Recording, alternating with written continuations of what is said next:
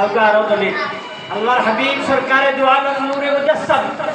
খুদার পাক জবানদার আকুল কিতাব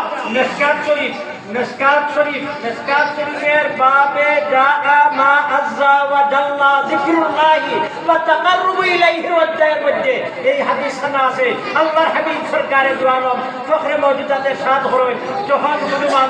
কিছু মানুষ একত্রিত হইয়া ওই জায়গার মধ্যে আল্লাহর জিকির করে রাসূলের জিকির করে হাফাতহুমুল মালায়েকা ওয়া গাশিয়াতহুমুর রাহমা ওয়া নাযালাতহুমুস সাকিনা ওয়া যাকারাহুমুল্লাহু ফী মান ইনদা যুরহুম সুবহানাল্লাহ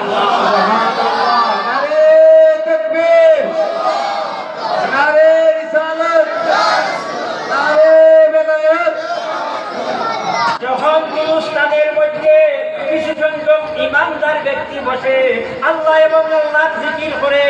তখন এই ব্যক্তির শান এই ব্যক্তির মান এই ব্যক্তির মর্যাদা দুনিয়ার রাজা বাদশা সম্রাট প্রেসিডেন্টের চেয়ে বেশি জোরে বলুন সুবহানাল্লাহ। তার প্রমাণ যদি আমরা বড়ই বাজার আজকে